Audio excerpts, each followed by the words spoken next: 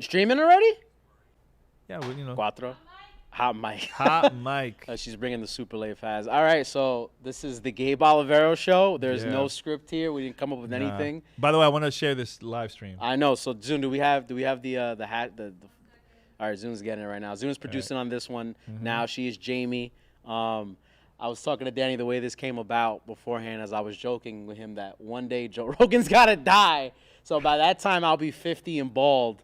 And then, maybe I could slide into that position right there. Oh boy. What? hey, you trying to make it. You're trying to make it. It's all good. Big aspirations, dude. Massive ones. Do we got a link soon? No? So just tweet it and I'll retweet it.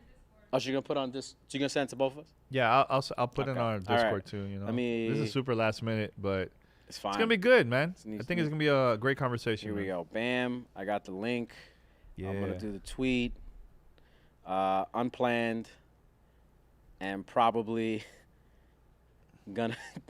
Cause I have no idea who's gonna be watching it. I have no Right now live. Okay. With Danny. Let's see, Godfrey. Copy link. There you go. I think that would. Oh no! What the hell? Discord just gave me like the craziest link. Hold on. Let's see. Wait. Yeah, there you go. Wait. Gotta get like Should I tag 368 or no? Nah. No? Just leave it as is. Bam. Tweet. There you go. I think I just tweeted it to you right now. It looks like there you go. Boom. All right. So wait, me. Danny's in the process. I'm gonna tag. Gabe. Show some Gabe. Some love here. You can tell that this is highly planned, and I'm gonna edit out this whole. No, it's all good. Bit. It's all good. This is all for fun. All right, so I already tweeted out. Going to Discord because we have a good amount of people there. There you go. They could join us. You just get this mic centered.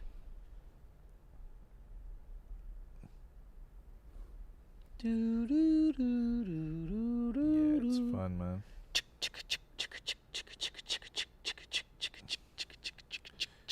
There you go. I have no.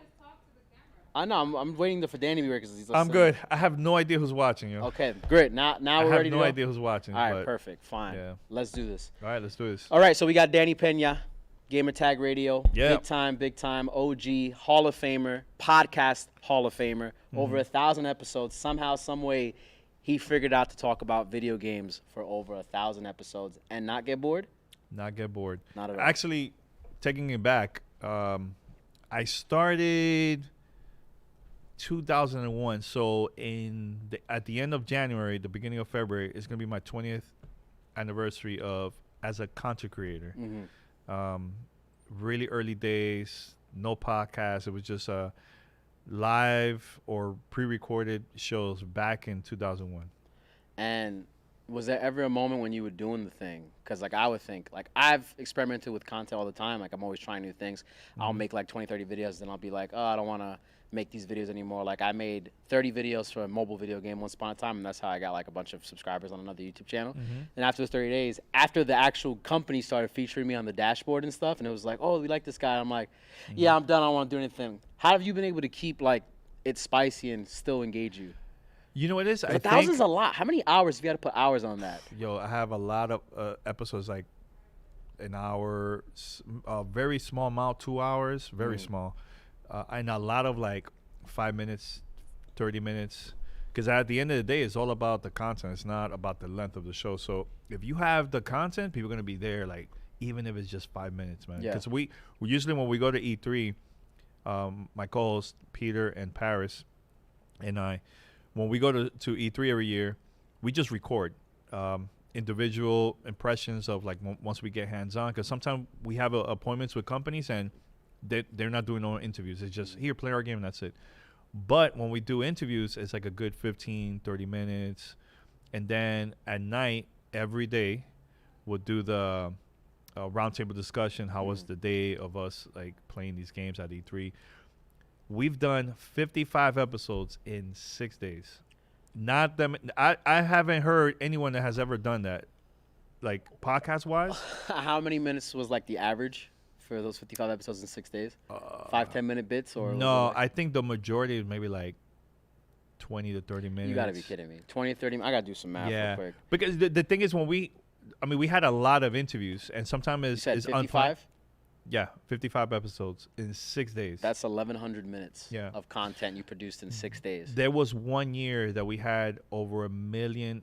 Yo, Paris listens. is in chat. Oh, he is? Oh, what up, Paris? Shout out to you. What's up, Paris? There was 1 year when we were at CBS, we did like over 1 million listens in a week. Mm-hmm.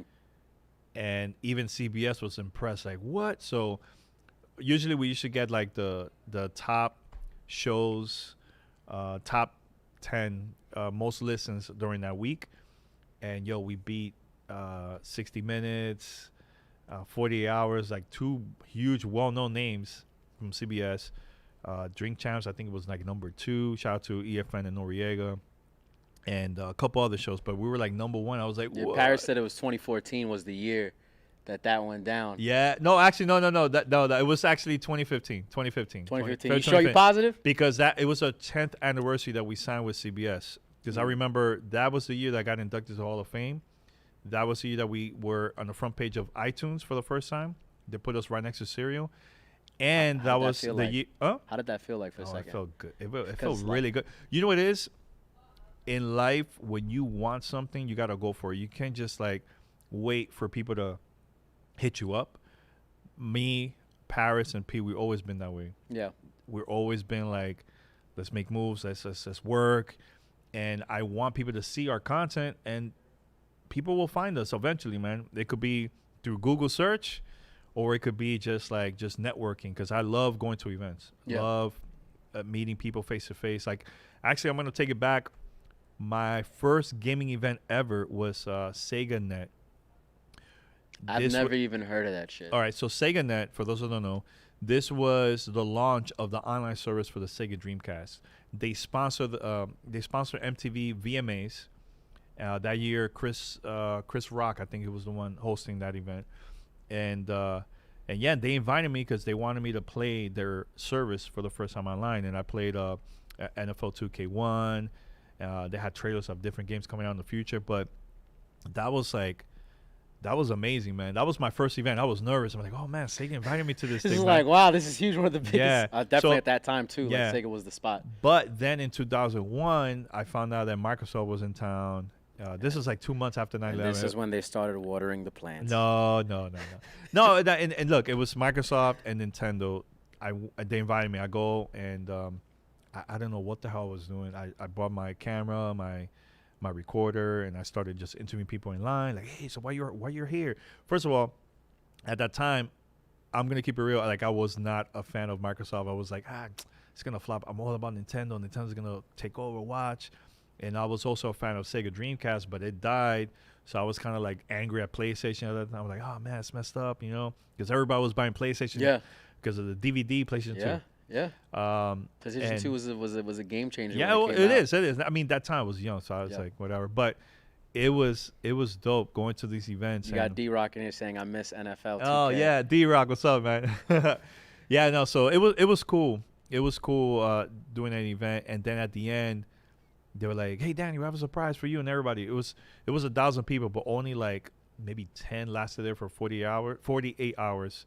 It was a competition. Whoever had the most points get a free trip to Cancun. I wanted to go to Cancun. I didn't care about the money. You haven't been to Cancun yet? Never been to Cancun. And I was like, I'm going to do it. Yo, but that is such a common destination. No, I know, but it was free. It was a free event. Of course, you're going to take it. They'll give it to me, throw it in my face. But there was this guy that he was like a master in Tony Hawk, Pro Skater 1 or 2. I can't remember. It was around that time that came out for the Xbox. And I couldn't do it, man. I sucked. My brother was there too. Horrible. And he was like top of the charts, man, like the one with the most points. And I just gave up. I'm like, whatever. I'm just going to have fun and record. Yeah. And I interviewed a person that's from Bungie that was there, and I was like, what the hell is Halo? What the hell is this, man? What is this? What is this game? What is this game? Come back involved. So they gave me look, I went to Microsoft. I went up to them like, hey, can I get a media badge? Yo, I had no business cards, ghetto-ass camera, tape recorder. And they're like, yeah, sure. And they gave me the badge. I still have the badge to this day. Oh yeah, you got to send me a picture of that. Oh, I'll send it to you for sure. So yeah, so I did that, and it was cool. Like I got backstage passes. I was just talking to like all the developers that were showing their games. I was nervous as hell. I can imagine. How young were you at that time? I was like in my early 20s, I think. Man. Yeah. I was still going to college. Yeah, and that's like a very public-facing thing right there. Like a lot of eyes are you on that point. Yep. Has it always been natural for you to be able to talk in front of a camera or do podcasting or anything like that? Yeah, man. Like in the 90s. Or, like, did you ever have like? Sorry to get this. Yeah. I like to point out one of the benefits of being a New Yorker or being raised in or growing up in New York is that if like you're from here and you grow up here for no more time, like you develop like natural people skills because you have to interact with people. So I feel like New Yorkers, like for example, you, me, Aaron, Jimmy, like we're able to interview or talk to people very naturally and not get like stage fright. Like public speaking is like a second nature here. Yeah. So I was wondering, like, did it always come natural to you, or did you have to work on it with something? Kind of. Or like when I was a kid, I was very shy. Yeah. But it was during the 90s that I started interviewing hip-hop artists. A lot of hip-hop artists. We got a lot to talk about hip-hop, bro. Yeah, dude. I let me tell you. And I have crazy stories with, like during my hip-hop days. I was doing a lot of interviews with, like, I remember meeting up with Common, De La Soul, KRS-One, Wu-Tang Clan. I interviewed Outkast when they were, like, not even that big. Cannabis. Campadonna. All OGs, bro. Yeah, I mean, I can mention names. It was a lot of long, and also, I used to be a promoter, so I was always out there networking with people, and I used to work for clubs or for clubs and for events. Yo, that nightlife club. Yo, but it was wild. I was young. I was like, I started doing that when I was 15 years old. It was only promoting clubs at 15. Yeah. In Miami. They were not checking IDs, and we would do a lot of house parties, and then we created a huge buzz locally in Miami that DJ Khaled contacted me and my cousin like, yo, I would like to do events with you guys. Can you be a promoter and everything? So the first event that I promoted for DJ Khaled was it was Fat Joe, Big Pun, Cuban Link, Tony Touch. It was for his birthday party. This was like in 1998, and I still have the video. You could look up online, put up those names, and go on YouTube, and you will see the full video of like their concert. This is like Big Pun's first album hasn't even come out yet, and yo, that was so dope, man, so dope. And I actually met them I met them, especially Pun, because I had to go pick up the flyers. So I went to DJ Khaled's. This is like a pirate radio station. You're fucking 15 years old doing this thing. Yeah. At that time now I was like I was like in my late teens. But I started house partying and making mixtapes with my cousin. Dude, we were selling it for $5. I was 15 playing Halo. In my house, I was playing Halo 3 when I was 15, and you're out here in these streets doing club promoting and meeting these people. But you know what it is? Like, I always been passionate with hip hop and video games. I was always wanted to like start a business out of that. So when I lived in Dominican Republic for like 4 years, I went up to my mom and I told her, "Hey, Mom, I want people to pay me to play my games. I'm gonna charge them 30 minutes or an hour per controller for them to play my games." And she's like, "Really?" I'll go, "Yeah." So she's like, "You know what? My mom always been supportive. She, no questions asked. Let's do it." You said $30 an hour? No, 30. It was I think it was like $5-10 for 30 minutes, and then more for like an hour. And people that I know, I'll rent them the game. So it was during the Super Nintendo and Sega Genesis days. This is like in the early 90s, 1993 around there, 94. So I had Mortal Kombat, Street Fighter. Yo, men will come and just play like NBA Jam, baseball, and they will pay me and everything. So I was the first person in Dominican Republic to do that. Nobody was doing that. Now you go there, dude, there's like, hey, LAN parties and play PlayStation. Everything is so norm now, Yeah, but back then that was like totally new. But I had that vision, like, man, I want to make money with video games, man, you know? So you know what's interesting about like what you've done also with what you've built is I like seeing whenever you're on the Spanish news channels doing like interviews or talking about games. And I think like there's such a big, it's not even such a, it is one of the most massive demographics for gaming is like Latin America, Mexico, Central America, like all of Brazil, Portugal, like all these places that are like Spanish speaking or like Hispanic of some sort of Latin of any type. Yeah. Massive into games. Like I remember I used to see a couple Mixer partners on the Mixer platform who have like 10,000 viewers, and it's like all Spanish-speaking people, but like other people who are like Sight, for example, who was like a big partner, English-speaking guy, wouldn't have as many as them. And I think that people, like we see it with Nico Lowe. You know who Nico Lowe is? No, who's Nico Lowe? Nico Lowe was she was the girl who made OK Boomer. It was like a thing on TikTok. She went viral, and she's like, first she's Spanish speaking, and then she speaks English. So her audience size is so much more bigger than a lot of other content creators because she's connecting. That's dope. With those From both demographics. Exactly, because That's dope. it's like when you try to apply to a job, that's can you speak Spanish or not? And it's Yeah, just yeah. like if you speak Spanish, it's like you're looked at as like, oh yeah, we want you more because Yeah. it's like people don't really. I feel like people don't think about that market as much or like creating content for that market. Look, even if you're not Latino, Yeah, I feel like it's important to be bilingual. At least learn something. a different language, because that's going to open the doors for you to get opportunities that, let's say, a white person doesn't know anything about, let's say, French, how to speak French, or Japanese. Like, I know people that I met at E3, they're translators, American translators speaking Japanese, translating different developers that don't know how to speak English, and they're making pretty good money. That's like their career. Yeah. So it's good to learn a different language. Like right now, our friend Erin, she's learning how to speak Korean, Yeah. and she's been posting videos on Instagram. That's good. That's gonna open the doors for. She also got the K-pop look going on, like with the hair and everything. She's trying to get into the Korean market. So what I'm doing right now, and especially in the Latino market, because the thing that drives me crazy, especially our Latino parents that doesn't know much about gaming, they're like, "Oh, you're wasting your time. That's for kids." Yeah, right? Yeah, I've had that combo too. But on television, Univision and Telemundo, they're always promoting the music and the actors, novelas, and the typical entertainment crap, or comedians, right? But when I went to Dominican Republic last year, I met so many developers, man, making dope games that they're trying to submit it like on Steam, on like Nintendo Switch, PlayStation, Xbox. And I'm like, yo, we need to promote more of that, man, instead of just the typical entertainment thing. You know what I'm saying? So that's my goal. I'm trying to do that more, promoting it. Like, let's say Noticia SEN is like a big, huge media outlet in Dominican Republic, also airs in the Caribbean, Latin America. I told them at the end of the interview, they even added it, which I was very happy. I told them that there's people that develop games in Dominican Republic that they're not getting no shine, and you guys don't know about it. And he was like, "Oh man, really? Oh man, let us know. We would love to talk about that." It's just what we have to do is just educate people about that. It doesn't matter what race, you know. I think it's also, when you bring that up, like when I think of video games as in the two types of demographics or audiences or the things that people are going to want to play, right? Like people want to play the US and like the European releases, right? Like the Ubisofts and the GTAs and et cetera, et cetera.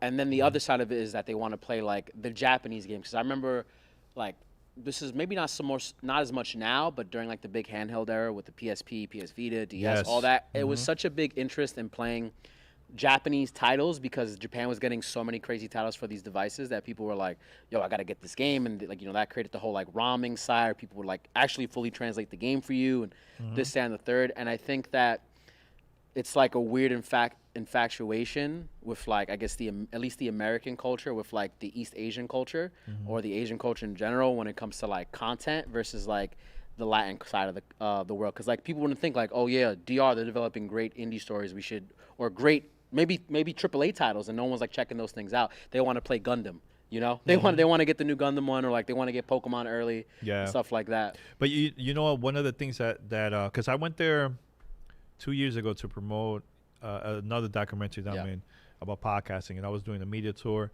and then I mentioned to my friends, hey, take me to the gaming community here, because it's been a couple of years that I've never seen the gaming community here, right? When I was there, it was all 16-bit era. So now with the PlayStation, Xbox era now, I told, hey, take me to the community. I want to meet them. And the common theme that everybody was telling me was that they felt left out. Yeah. They felt like there's a lot of talented people here, but we only have the resources because of the internet. Yeah. We would love to have like a workshop here in Dominican Republic.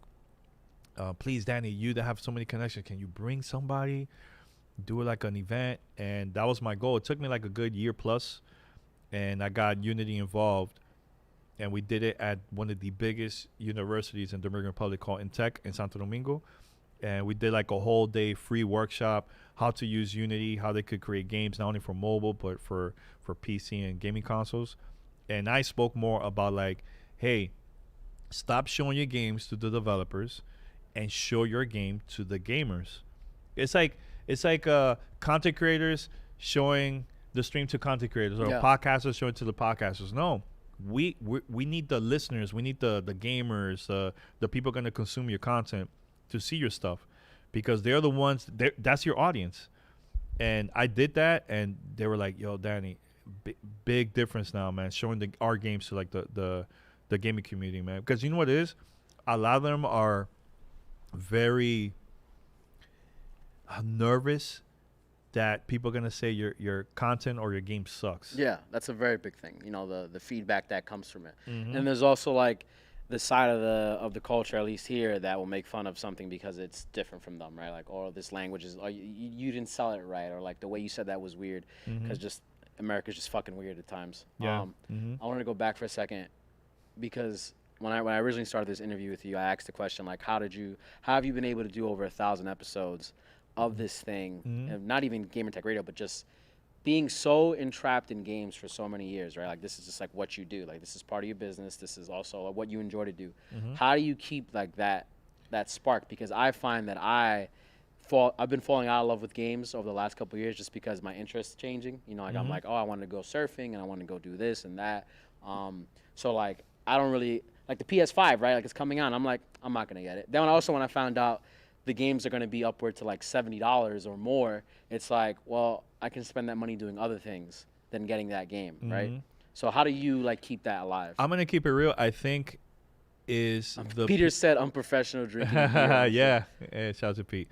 No, you know what it is having the right people in my life, that especially doing the podcast together, which is Peter and Paris.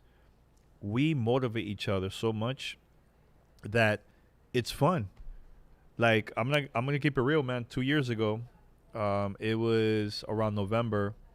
I broke up with my fiance that we were dating for like a very long time, and I was down. I felt like crap, And but I took like a good month or so to do the podcast again. So I told my crew, like, hey guys, I gotta take a break. I can't do this, man. Not in the right headspace. Yeah, I was like in a different, my mind was just somewhere else, man. But at the same time, when I was not doing the podcast, like, I really missed that, man, so much.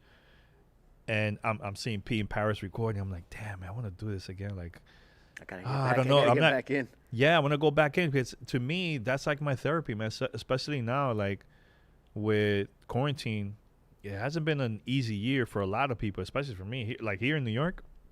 And, being together with one of my closest friends, man, like just talking to our community, that helped me out a lot, man. During the really dark times here in New York, March, April, when all this started, right? Because New York was different, like compared to the other cities and states when all this thing went down, man, But doing it with them, it helped me mentally. Like, I think I would have gone crazy if it wasn't for the podcast, So, again, at the end of the day, it's about having fun. And I've been having a blast recording this, having conversations, debates. It's not even about the free stuff. It's like material stuff comes and goes, but it's just those moments that I'm always going to cherish that from the rest of my life, is just talking to one of my closest friends, man. Just having fun about games, man. You know what I'm saying? Like, they've been through a lot. Yeah. And this was also their therapy, So I want to continue as much as I can, like, with this. So the day that I'm not having fun at all, I mentioned this in so many interviews, that's the day I'm going to stop. So I think more specifically what I was asking, even though everything you said, I'm with that. How do you, like, regardless, separating the podcast, how do you still keep coming back to video games? Because like I felt like I've played enough games that I'm like, okay, I get like a lot of the gist of like it's similar stories that are like, how many Skyrims am I gonna play? How many GTAs am I gonna play? Like, and like I'm always in pursuit of like new stuff. Like we were talking about it recently, and I was just like, dude, I don't really care about sequels. Like the new God of War, I'm like, all right, great. The new God of War reboot, I liked it, I enjoyed it, but I'm like, I'm not excited to see another sequel game. Like that, just not like I want something brand new. You know what it is for me? I try to. Also, like what you could spend your time doing as well is also an important concept because these games do require a large investment. Oh yeah, like, of they're course. not like a quick like now with xCloud, XPlay, you can like really like I'll play a couple minutes here, play a couple minutes there. Yeah. And you know, this is pre-COVID when I was always traveling. I will take my Nintendo Switch. And Best thing ever. And that's why I have so many hours on The Witcher 3. Yeah, it's not 4K. Yeah, it was but fun. I'm traveling. I'm like, oh, it's Witcher, and there was stuff that I've never done before, like other quests. I think at the end of the day, play what you like. Don't play what everybody's excited about. I like to try out new things and discover independent games that I've never seen before, especially now with xCloud. Dude, I've been downloading games that I've never heard of in my life, and I enjoy it. I'm like, oh, this is pretty cool. Nobody's talking about it, you know? That's what I do. I always play indie games. Like there's one game that I played for the first time. It was through PlayStation VR, and then I started playing it directly, just PlayStation 4. It's called Thumper. I have so many different versions of that game. I have it on PS4. I have it on Xbox, Nintendo Switch, and also on my iPad. Like I love that game so much, and not a lot of people know about it. You know. Yeah. So that's what to me is I like to discover things that I enjoy and then just start playing it. Same thing with like bigger games. Like, look, everybody was so hype about Red Dead Redemption 2. I love Part 1. I played it, and I wasn't. Look, don't get me wrong. The voice acting, everything was good. It was just not. I didn't connect it with the game, and I'm not trashing it. It's just there's gonna be games that a lot of people like. That's not for you. Like I played it. I'm like, this is not for me at all. I'm going to give you another game that I played already a couple times that a lot of people are talking about, and I'm like, it's okay. It's not terrible. It's just not for me. Watch Dogs Legions, which just comes out sometime. I never thought any of the Watch Dogs were good, so. No, I mean, I played the first one because I was really happy because I saw the trailer that they had years ago, and I'm like, oh, man. Then I played the actual game. I'm like, it's not for me. Then I skipped to. Then I heard about Watch Dogs Legions, the new things that they're doing. Like, I love that you could talk to any character for them to be part of your team, your squad, and then you could do a bunch of different missions. Doesn't matter who in the world. Anybody could join you. But I played it, and I'm like, this game is not for me. I get it, what they're trying to do. Like, I think the game is going to get a lot of great reviews, but it's not for me. And it's okay, man. People are, like, afraid to say that because everybody like loving that game. Like, look, I said about Red Dead, I knew that you guys were gonna flip. I was like, yo, I gotta get ready for this. But it's okay, man. It's not for everyone. Like, look, Cyberpunk 2077 coming out in November. I know it's not for everybody. I don't know, man. That game's kind of positioned to be for everybody. But here's the thing. I know people that they don't care about that game. Really? And what a game? And can you give me an example of somebody? No, I'm not gonna mention names. Come on, man. No, you don't know them, but okay. It's not their type of RPG game. That maybe will be more into like Final Fantasy, JRPG. Yeah, I get that. They're not into shooting, like they're not into that. So it's okay, man. I think say it, man. If you're not into it, it's how you say it. If you go, oh, that game is trash, that's different. You know what I'm saying? So I wanted to bring up with that. Because, saying these games aren't for everybody, right? I feel like whenever you try to say, you just had a video that I think went viral on Twitter. We were just talking about the PS5, where you're just sharing your opinion. Like, I think it's like whatever. It's not really all that crazy. Yeah. And I think we both agree that, it wasn't amazing seeing. I mean, great. It had like Demon's Souls is my favorite part of like what got announced. Everything else, I'm just like, okay. Like Final Fantasy 16, I'm looking at that thing and I'm like, it's just. Final Fantasy 14 Heaven's Sword, but it's an actual full game. And I'm sitting there, I'm like, it's weird. I feel like games have gotten worse. No, I don't feel like I don't see. I mean, I respectfully disagree. Go ahead, sure. I mean, give me. I think first of all, about the video. Yeah. The video, what I was saying was, I like when companies are being transparent and just being upfront and honest. I don't care who it is. I honestly don't care about the console war. I really don't care about that. But as a consumer, I want to feel like, man, they're doing a pretty good job. I'm going to invest my money into buying their games or their console. But when companies are starting hiding stuff, and then they tell you, You talk about this. yeah, they start telling you all the, okay, let's take it back when PlayStation 5 was like revealed and everything, right? Jim Ryan, the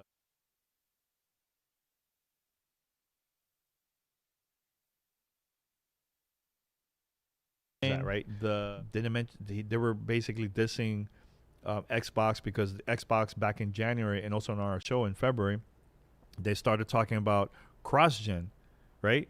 And honestly, I love I'm okay with cross-gen because there's games that I've never played. I would like to go back and play.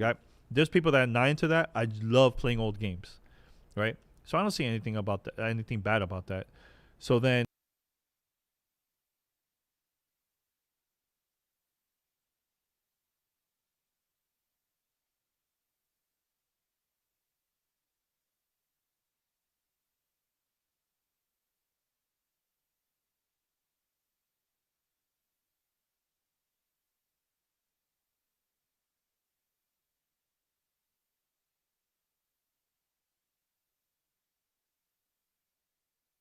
$100 And million. not everybody's gonna convert off the jump anyway. Yeah. So you gotta like at least. I know give them tons of something. people that, I'm not buying no Xbox, no PlayStation. I'm gonna wait. That's fine. We're the hardcore is gonna buy day one, right?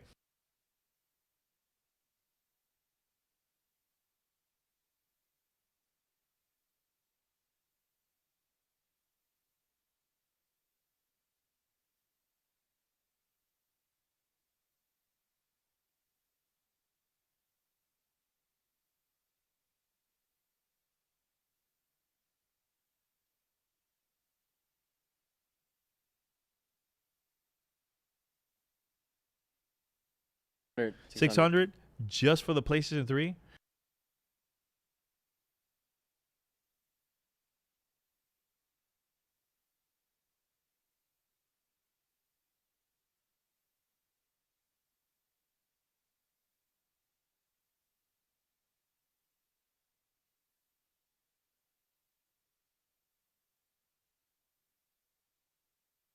You know what I'm saying? So that's the thing I was saying. We all win if these companies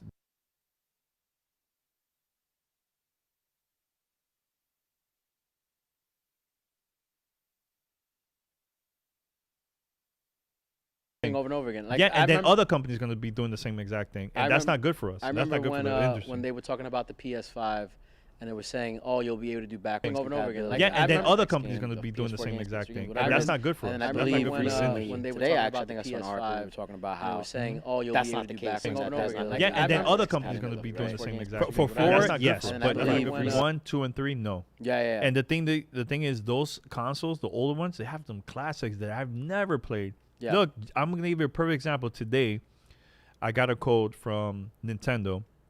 It was the 3D, the Super 3D Mario game, right, for the 35th anniversary. So it comes with Mario 64, Sunshine, and also Galaxy. Yeah. I have never played Galaxy. That year was a crazy year in gaming. It was 2007. So many good games that I completely skipped that game. And I had a Wii, and I completely skipped it.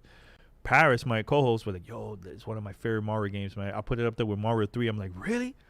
So I was excited. I'm like, Wait, like a you little. mean, you mean the Mario game that came out for the Super 64? No, not the 64. That's Mario 64. Yeah, Mario 64. I'm yeah. talking about Galaxy that came out for the I Wii. have such a funny story with that game. Continue. But I've never played it, and that's a perfect example because that's a lot of people like me that have never played those games. I would like to go back because it's history. It's part of history. You know what Like I'm saying? a game I think a lot of people should play. They probably didn't play. And we got some people chat. Audio's cutting out. Really? Oh, Nani. What happened? That My was audio just- is coming out? But I can't hear too. When they cut to Danny, his audio cuts out. Oh, she fixed it. Okay. Is it good now? Let's see in the There's chat. delay too. Can you guys let us know if it's good?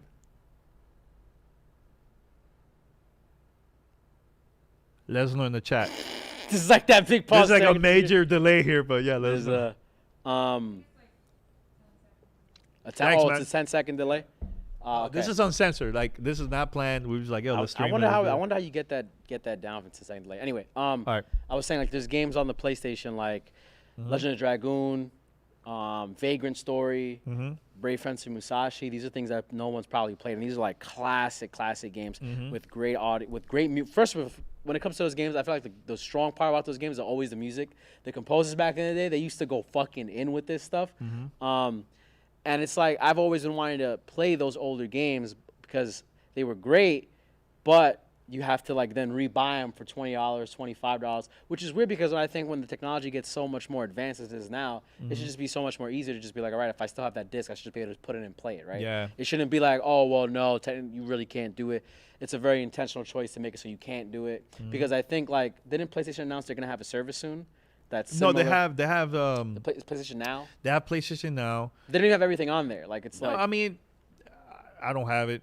Don't care much about it because I'm waiting for them to make some changes for me to be like, hey, you know what? Yeah. Because I want to stream this on a phone, on a tablet. Let me tell you, if they have it at the right price and it's available for tablets and phones, I'll definitely would join.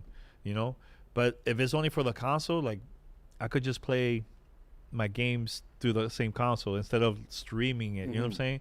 So that's one. But wait, you're playing. But technically, you're streaming games to your phone when you're playing Xbox. Yeah, but it's like this. Like I'm playing, let's say, a game. Let's say Streets of Rage 4. Right? I'm trying to unlock achievements. One of my family members, hey, I need a TV. All right. Or I'm going out of town. I grab my phone, continue playing it. I remember right before COVID, I was trying to do something on Gears. And then I went to LaGuardia and I had my S9, Galaxy S9 attached to my controller, Bluetooth. And I was there playing for like 2 hours. I was playing Escape. Waiting for you. Waiting for my flight. It was streaming. I wish I could download the game, but no, I was just streaming it the whole time. It was fine. I wonder why they won't let you download the games. It's a pretty big file. I don't know how they could. How big is the file? I don't know. If they could manage to do that, that would be even better because if I'm on a plane, I would like to play those games on my phone, you know, or like the train here in New York. Like, because there's no Wi-Fi there, you know. I would think you would get the game right because if you're able to stream the game to there, I don't understand why you couldn't just download the game and run it like that. Right now it's too early. So I know this is a brand new technology. Because I'm thinking like the phones nowadays, like they tend to be about you can get like a 512 gigabyte version of a phone or like SD cards. You could have a dedicated SD card just for your games that you like. If you have an Android phone, you can put a new SD card in all the time. Yeah. So I'm saying like let me download the games onto my phone, but it's because I think there's this weird separation where it's like people. So I'm saying like let me download the games onto my phone. But which was like what I learned when I was making those mobile gaming videos. Because I think there's this weird separation where it's like people. So I'm saying like let me download the games onto my phone. People are like, well, I'm not going to play it on xCloud or whatever. I think there's whatever service you're going to get, right? Why am I going to play that? So I'm saying like let me download the games onto my phone. I don't understand what the problem is. Why am I going to play why do you use xCloud? I'll tell you this: there's more people with phones than computers. Of course, yeah, it's right. There's more videos that has been going viral. Audio online. Looping in again. Again? I wonder what it is. Maybe it may. Oh. It's good now? Is there like sources that are activated somewhere or something? It wouldn't be the first episode if it didn't work, right? Is it my mic? Paris, is it Danny's mic or is I don't know what's going on. Like I have no idea. I'm just talking, so I don't know. He's in the sauce. Yeah. Looping again. Audio looping in again. Have you guys had this issue last night? No, now it's good. Wow, it's weird. Yeah, it's just whatever, man. It's finicky. It's Paris said I blame Danny. Oh, whatever. It's good. No, but look, there's more people with phones than computers. There's more people that create more content through their phones than people that actually create on their PC. I think that we should look. This is to me. It's like the computer to me, because I could do everything with this without even using my laptop. You know, so I don't know, man. I think And honestly, this whole thing just messed me up, like mentally. Like I don't know what I was gonna say, but No, I was saying like the last thing I brought up was yeah. people are weirded out by playing games on their phone. Oh, here's the thing though, man. Like I played this is before xCloud. There was this game because I love Dead Space. Love Dead Space, right? So I heard that EA released a new Dead Space game that's part of the Dead Space universe only on mobile. And I'm like, what? You know, I'm gonna play it. And it was fantastic. You can't find that game now, unless you go online and all the ways to find it, right? And it was a very cool experience. I did everything through my touchscreen. Like there was no controllers or anything like that. And it was so dope, man. And I wish there was more people that give it a chance, man. Because look, there is a lot of people that are afraid to play console games. Yeah. Because they feel like those controllers is just too much for them. But the touchscreen tools are not. But the touchscreen, fantastic. Like, oh, this is for me. So Microsoft, what they did with xCloud, they did it with 2 games. One was Hellblade, and now they just did it for Minecraft Dungeons, where you could play those games using your touchscreen without the controller. And and it's perfect. It's fantastic. Yeah, I you know remember what I'm saying? the game I was making content for back in the day was called Vainglory. It was a mobile League of Legends, but it was probably like the best mobile you can play. Mm-hmm. And it was it's when you play the mobile MOBAs, usually you have like a thumb pad on the screen and there's things you tap. Yeah. This game was entirely tap. So it was like you tap to move and you tap to attack versus like doing like weird things. Mm-hmm. So it was like super intuitive. And I'm sitting here, I'm like, yo, this just makes so much more sense, especially for when I was playing the game compared to playing League of Legends. I'm like, these things, like the flow and everything was just so clean. And I'm like, dude, like touchscreen tools are so intuitive if you make them like this and you optimize them for the experience of touchscreens, because I think that mobile games tend to not be optimized to be a mobile game, and they're trying to be a console game on your phone, which is like if you play Call of Duty the mobile, right? Mm-hmm. It's like doing the thumbstick and aiming. It doesn't feel natural versus like just going, oh, I'm gonna just like tap to shoot versus like have to press specific spots on the thing. It's weird. And I was speaking to Zoom the other day, and we were talking about because Apple had just unveiled, the new iPad, and the iPad's got like a A14 crazy billion chip, does this, can pray to God for you at the same time. And I was like, at some point, like maybe in the next 5 years or 10 years or 15 years, the tablets are going to get rid of laptops because no one's going to really need to have a laptop. I can see that. And like, I already use my phone. Like you said, you do a lot of stuff on your phone. He's like, I do a lot of work and stuff like that on my phone already, like writing questions out for like videos or like framing videos or like clipping stuff. I do it on my phone. I don't do it on my computer just because it's like, I feel like I'm weighed down. And I think like, as we take another 5 years and we get to that point and people start getting more accepting of it, because the kids growing up now, they're like, why the fuck would I get a laptop? Or like, yeah. I have a lot of nephews that all they do is use their phones. That's it, their mobile phones, and they don't even use their laptop or computers. Yeah. Like, I have nephews that play a lot of PUBG, Fortnite, games like Minecraft. Hey, look, I love that we could play all together. Doesn't matter what type of device you're using, because at the end of the day, it's gaming. We're playing the same game. Yeah. We're getting the same experience. Like one time, Paris, and I think it was his son, I can't remember. They were playing Fortnite with me, but I was using a different device. And we all were playing. We were all talking and everything, and we had fun. Yeah. I remember that moment when Fortnite went fully cross-platform, and that was a big thing for everybody, because it was like, wait a minute, what? Yeah. I was playing with my cousin. She was on Fortnite mobile, and I was playing Fortnite on my PS4. And I'm just like, first I don't want to play with her because I'm just like, you're playing on a phone.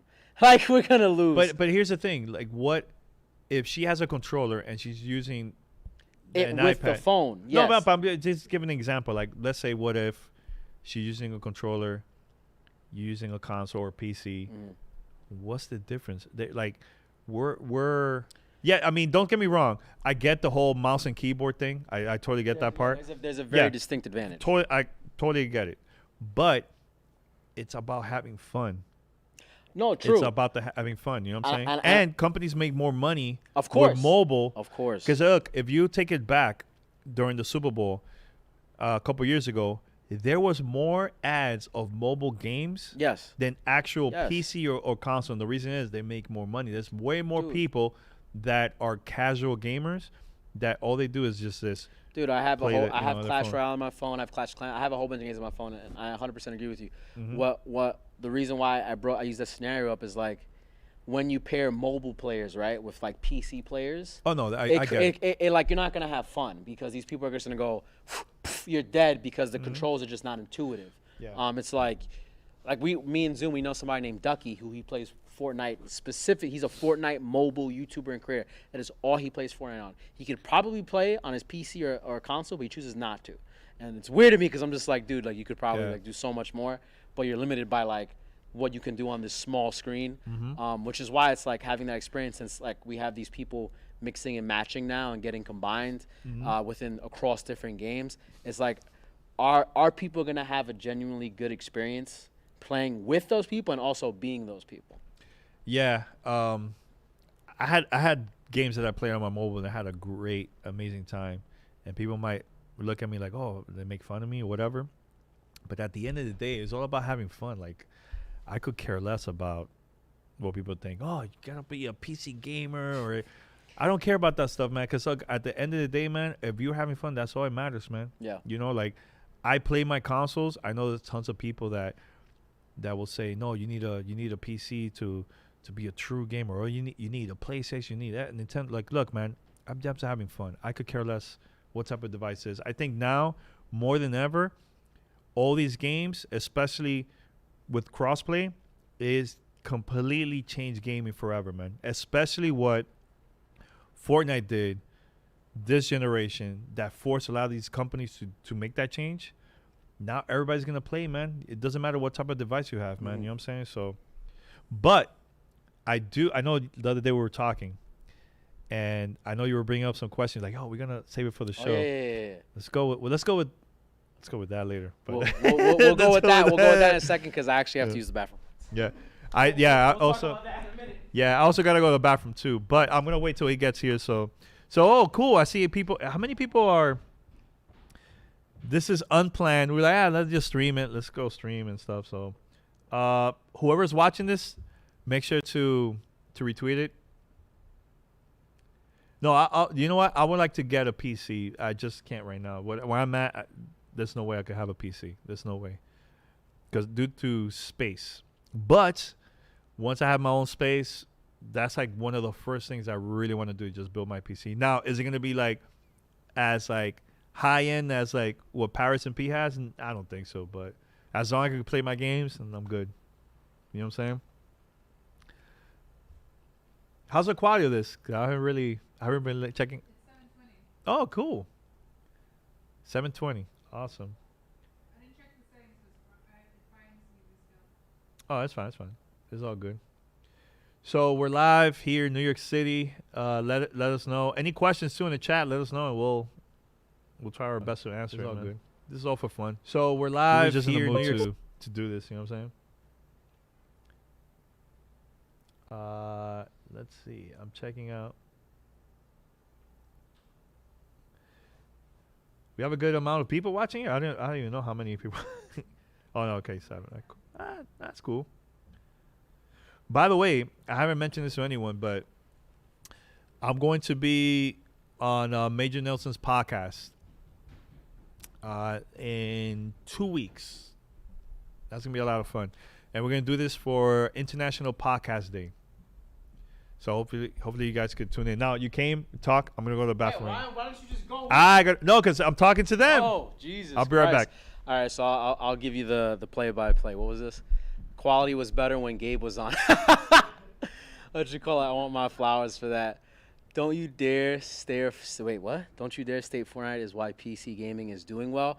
No, I'm definitely gonna say that's why it's doing well. If Danny did say that, I'm gonna agree with him. Just because the fact that more people are getting exposed to Fortnite, and since Fortnite is the biggest game, or maybe second or third biggest game in the world, people want to create careers around Fortnite. So it's like, how do I, now we have e-dreams coming into the equation, like just how you have hoop dreams or ball dreams, whichever way you want to call it, or swimming dreams, any type of athletic endeavor like that. People are definitely going to want to be like, how do I create the best chance for my kid to win? And it's not having them play on their phone, it's building them a PC. So I think that definitely is like a correlation there in that mix. I started the Twitter combo that made it happen to get Danny and Major together. That's right. He's gonna be on Major Nelson soon. I remember he was telling me about that. Maybe he was speaking about that before he left, because I know there's like a 10-second delay here. I don't know why YouTube has a 10-second delay. Shout outs to YouTube. Maybe it should have happened on Twitch, but I'm not trying to be purple. Be red color.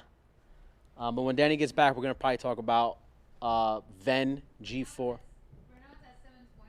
I could like stop it and probably change it to 9. No, that's fine. We'll just. I mean, this is just the first time. We'll iron out the kinks for another one. And you're back. Damn, that was fast, dude. I felt like I was like letting out the sea. All right. All right. Ready for some tough questions? Some tough podcasting too. Whatever you tough. want. Yeah, of course. Yeah. Whatever you want. Because you're like, right now, this is right. You're like my mentor right now. You know what I'm saying? You're old. guiding me down the path right now. Yeah. You know. Yeah. We were talking. Yeah. Shout out to P in Paris, man. My brothers, man. I think Peter just dropped a question right now. What's he that? said, What's "I the will question? fight Gabe and Danny in Central Park." Let's do it. Because I agreed with. I think before you left, you said Fortnite was responsible for PC gaming getting bigger. No. Crossplay. Crossplay, yeah. Crossplay. And I agreed with that statement. That, Yeah, because that's of that. the truth. Like, it wasn't for Fortnite. Yeah, no, straight up. No like, company who can be doing Fortnite changed the game tremendously. Yeah. But let's change gears for a second. So we were talking about VENN. There was like 3 things we were talking about yesterday. Oh, off VENN. camera. So for those Or did that you don't want know- to talk about how dirty Sony? What No, I already talked about it. Oh, already did already? All right, cool.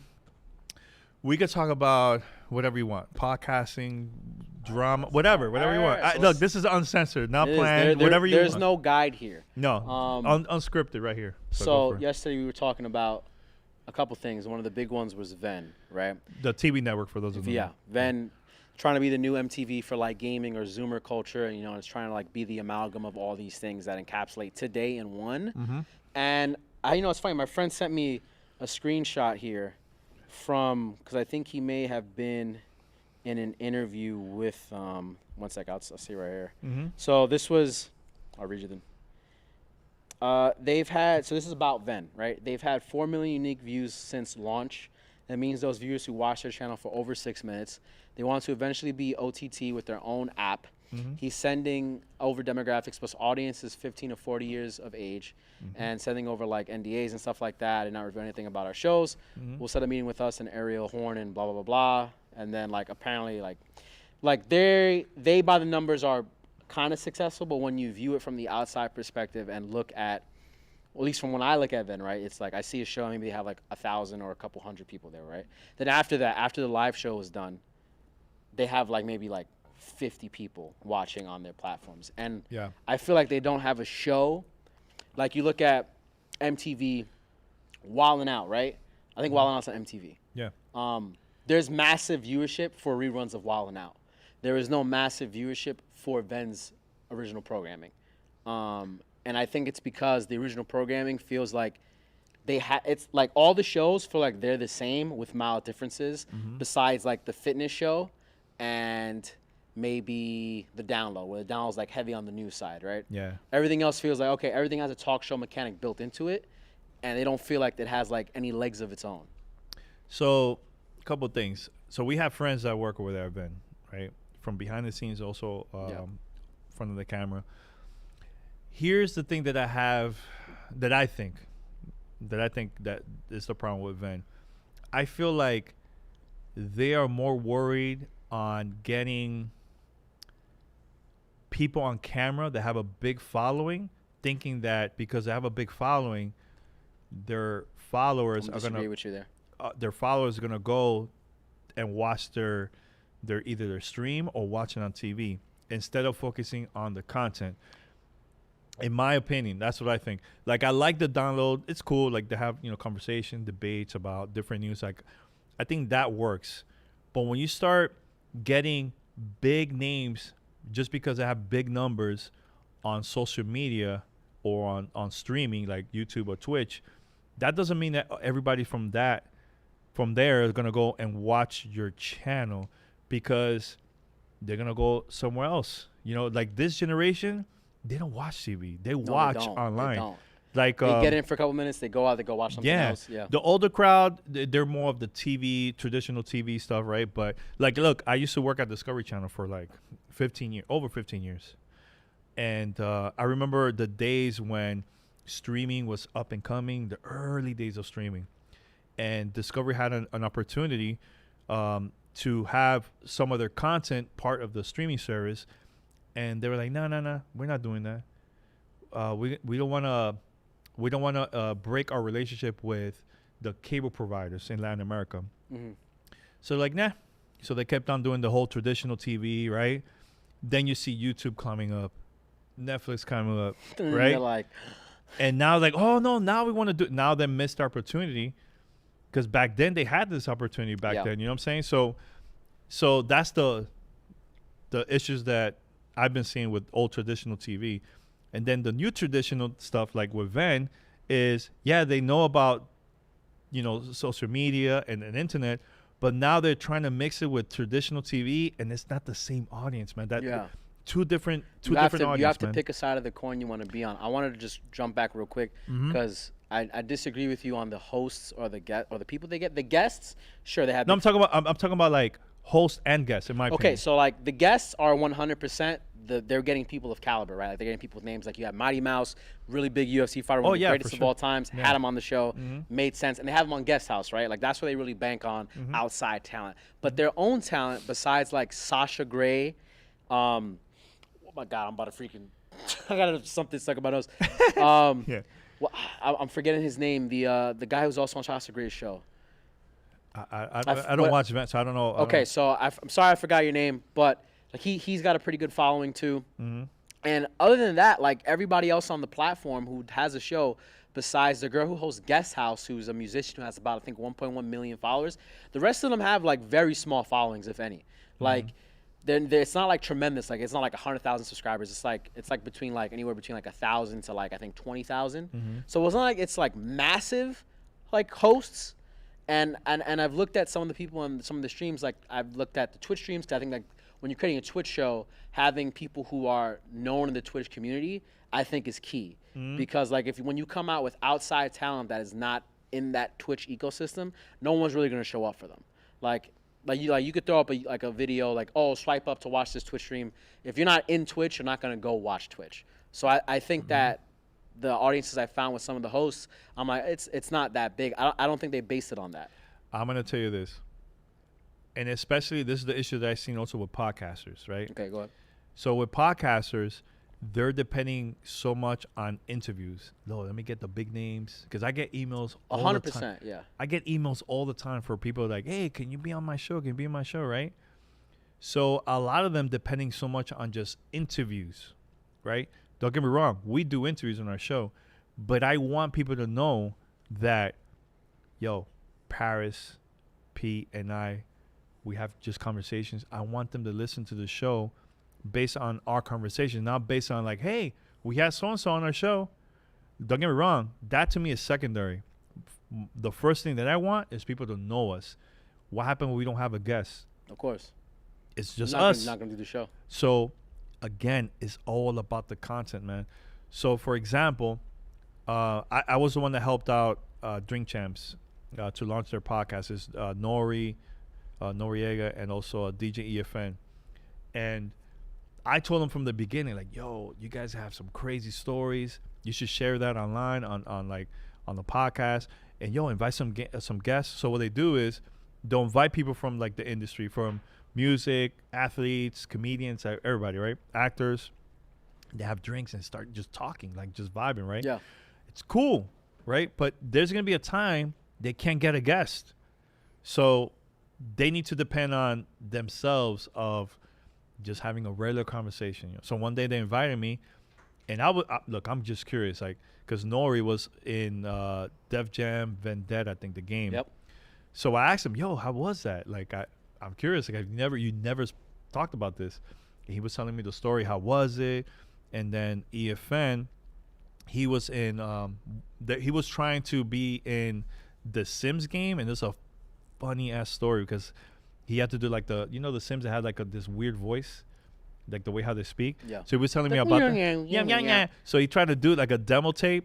He was telling me the story. He did the demo tape, sending it to EA, and EA was like, nah, it has to be more better than this, and he's like, yo, I don't know what else to say. Like, what do you want me to do? But see, like stories like that is super interesting. That is gonna get people like engaged. Like, oh, look Yeah. at this, listen. Or what we do on our show. I love doing this. I love doing fan mail. So I want people to send us questions about anything that's do with gaming, and we'll try our best to play on the show. And we're asking their questions, or maybe there's stuff that we don't agree or agree. We talk about it. There's different ways to be successful in creating content, but when you just depend on having somebody that has a big following all the time, it's gonna become a failure after a while, man. You know, it's funny how you mention that, right? Because it's like when I look at what I'm trying to do with this, right? Yeah. It's like I look at Joe Rogan's show, and of course Joe Rogan's show is like, I guess anybody would be like, I want to have a show like Joe Rogan's, right? It's like Yeah. ridiculous. I think that there's a lot of stories that people don't take talking about Mm-hmm. because, oh, that person doesn't have X following, is not going to do anything, right? There's plenty of people on the streets of New York that have fucking interesting stories. Oh to hell talk yeah! It about. doesn't even Like, you it can doesn't look have to at- be big or small. Like yo, Dude, like you can look yeah. at New York Nico, right? Like he has his Instagram is entirely like based upon like he is New York City's talent scout, right? Yeah. And he gets like the craziest people in New York. He gets featured content on them. I think that when people, because that also, I mean, hey, it depends on how you want to frame your content, right? Like if it's a one person show, like perfect. You Paris, and who's your third? Peter. Peter. It's great for y'all to have a show without a guest because there's three of you guys to work off each other, right? When you're by yourself, I've done that I know you have. many times. How does it work? I just have a conversation. You have a conversation talking to the mic? what I usually do is I talk to somebody that's listening, and I want them to feel that we're having a conversation. It's not about clicks. It's not about doing some controversy to get some clicks or listens. I'm having a conversation with the listener. So when I go to E3 and I'm recording live at the convention center, I want them to feel like they're at E3. Okay. So I got in people like, Danny, I know I can't get badges to go to E3, but I felt like I was at E3. I felt like I was sitting down with you guys talking about games. You know, like there's this image that went viral years ago of some kid with three girls, and he's like this, like, ha, like having a conversation. And somebody said, yo, that's me listening to podcasts. I feel like podcast is more of like a personal thing than video. Video you just watch and like, okay. But with podcasts, I'm actually Yeah, it feels a lot more intimate. Yeah, it's very intimate, man. That's why I always push podcasting, man, so much, because we influence people to buy products and buy games without even showing the game. They just hear our excitement, like, yo, like, for perfect example, my co-host Paris, he is the biggest diehard Cyberpunk 2077 fan that I know, period. Like, worldwide, he's the top of the list. He recorded a 45-minute hands-on impressions by himself. He did a video on YouTube, and he did the audio version for a podcast, right? People heard that, and they're like, yo, they're even got more excited about the game because they know that he's like super hyped for it, right? Without even visual, man. Some of them watch on YouTube, of course, but there's a lot that just listen to our podcast. Yeah, of course. And they're like, yo, I'm ready. And they trust him so much, man. Paris didn't show any image on the podcast. He just talked about it. Just by him being excited, Yeah. that's it. That's it. And that's the key. When you record on your own, just be yourself. I done this many times at a park, especially now with COVID. I've seen right? you at Bryant Park all the time. I'm in Bryant Park. I'm there drinking, and I'm like, you know what? Let me grab the mic, and I just record. My co-host Peter, he's done stuff by himself too, and people are like, yo, I really enjoy this. It's pretty. It felt like It feels organic. It feels real, organic, especially when you have like the yeah. outside sounds Yeah, and all that. and- It feels really intimate. yeah, because look, there's gonna be a day that your whole crew is not gonna be there. Of course. So how are you gonna create content if your co-host is not there? So you always have to have a backup, and we've done that. We haven't taken a break this year at all. Zero. What's been the longest break you guys have taken? 2-3 weeks. Okay. Usually during the holidays, like December. Like, look, right now, content is crazy right now with the video games, right? But I know once PlayStation 5 and Xbox One S Not gonna and be X much. comes out, the news is gonna die down. So I have to figure out a way to still create content and then take a break during Thanksgiving, and then the same thing when during Christmas, Christmas. But you know what I do?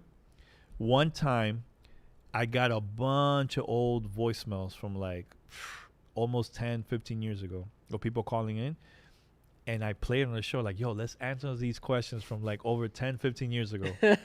And we talked about like, and we were reminiscing, or I'll play an audio, like an interview or something from back then, or a discussion from a long time ago, and we call it retro, like a retro episode. Yeah. And we do commentary.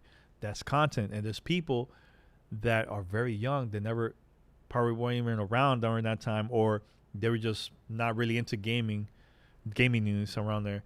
And they listen to it like, oh my God, they start like reminiscing, and it's different, you know? So I like to create new type of content that nobody else is doing, man. You know, so like one day it was during the anniversary of the release of Xbox and the Nintendo GameCube. Yo, I had audios from like 2001, and I played it, and you hear people are excited about Nintendo GameCube and people playing Xbox for the first time, and they mention like their feedback, and I play on the show, and I also did like a commentary, and people were like, yo, they love this so much, man. So there's different ways how to create content. It can't be just only about news and interviews and the same thing. Like you just gotta be creative, man. Mm-hmm. You know, because when I listen to a show, I listen to it as a listener. Like when I'm editing, I'm like, okay, this is good. Okay, you know what? This doesn't sound good. Let me just erase it. Mm-hmm. You know, so that's why all of our shows has been like successful as like when it comes to listens, because people enjoy the content that we release every single time. I think the thing in what you were saying right now on the podcast that stuck out to me is when you were talking about, you know, being able to create content, and like you can't just rely on your team. You have to be able to do a one-man show if they're not there. Mm-hmm. I think the issue with that, when people can't do the one-man show, Mm-hmm. or just like make the content in general when they don't have the subject matter, which is like, let's say a Danny Peña or whatever, right? Mm-hmm. Is that now that the ability, and especially with podcasts, I think podcasts are so in the public eye right now.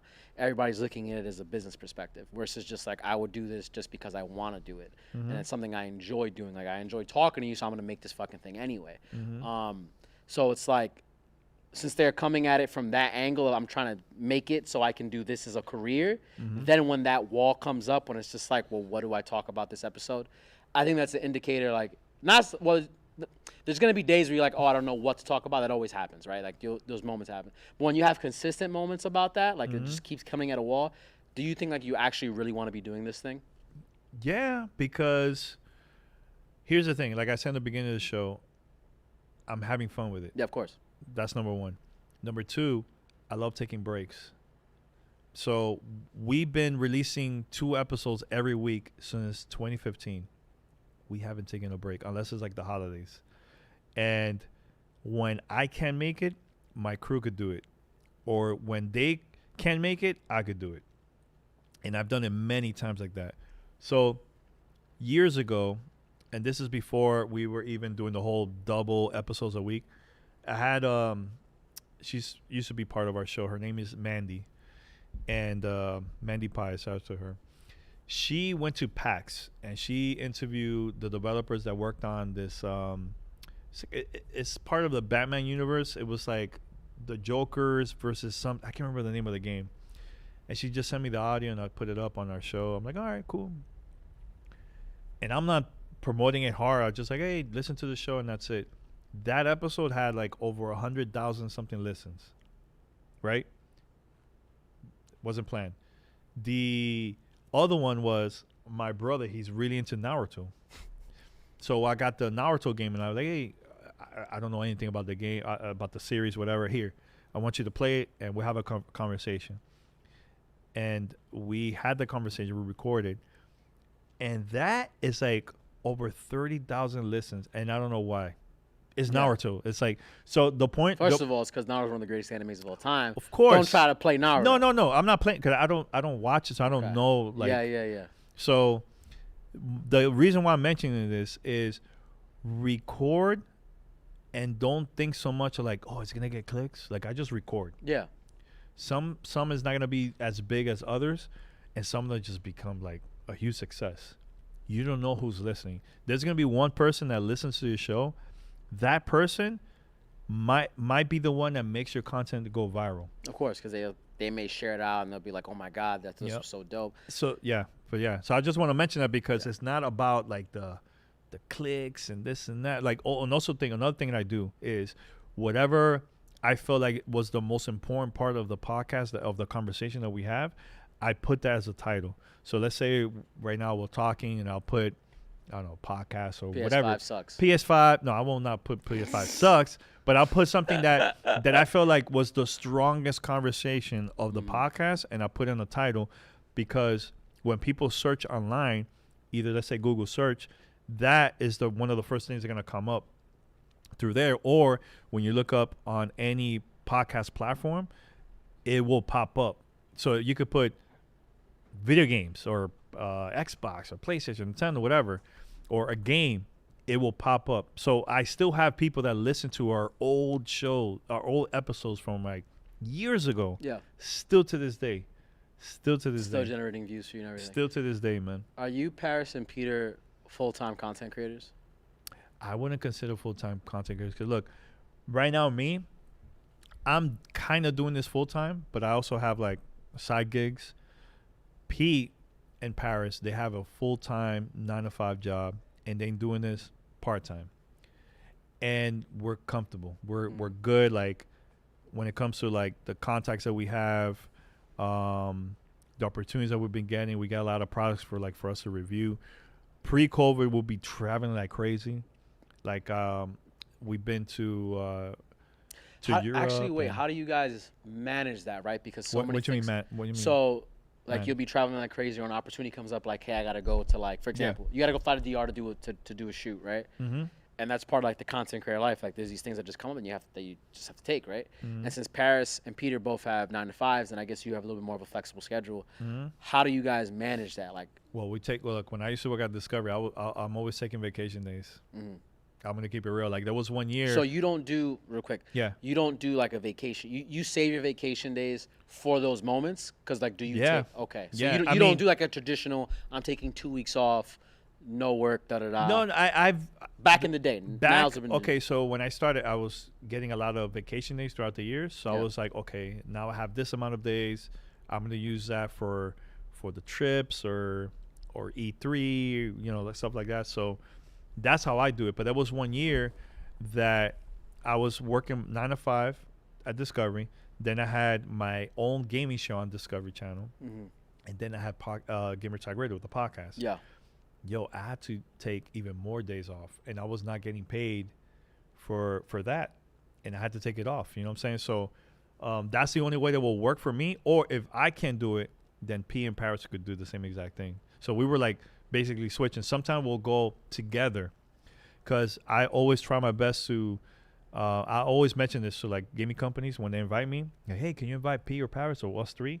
Because the dynamic that we have when we record together Yeah. is totally different, man. Of course. Like, especially face to face. And every person that we interview, they're like, yo, that's one of my favorite interviews I had this whole event, because it's different. So I'm going to go back when the first Titanfall came out, or was coming out. EA invited me and Paris to go to their event in LA. Paris lives in LA, so he's good. I live in Miami. So they flew me out, put me in a hotel and everything. And we go. We were the only podcasters there. Everybody was YouTubers, right? Or streamers. Angry Joe was there. There's like a bunch of big name YouTubers there, right? So I looked at Paris, and Paris looked at me, and I was like, yo. He said to me, he goes, Danny, we're dinosaurs, man. This is not good. We have to make a change. This is like, we're the only podcasters. Like, Yeah. because in the prime for podcasting gaming was like 06, 07, 08. Really, like, you don't think it's no, but I'm talking about like gaming, because every company was like investing, like, yo, let's get podcasts. Then that's when radio was still big, and this is like another form of radio. forget about radio. I'm talking about more like just podcasting, general. digital media in general. And now they're really pushing the whole video content, YouTuber. And I get it. I totally get it. And I looked at Paris like, oh, man, we got to make a change. But here's the thing that I noticed. So we're going to the inside of the event. We get to play the game. Love Timefall 1, love Timefall 2. And in there, they wanted us to interview the developers that worked in the game. So we got to meet Vince Zampella and a couple other people. Joe Emsley, he also worked on Call of Duty. Vince Zampella is the creator of Modern Warfare, Call of Duty, but he left and he started doing Timefall. So, and there was another person too that we interviewed. I can't remember her name. Oh my god. Well, whatever. Anyway, so we sat down and we did one-on-one interviews with them.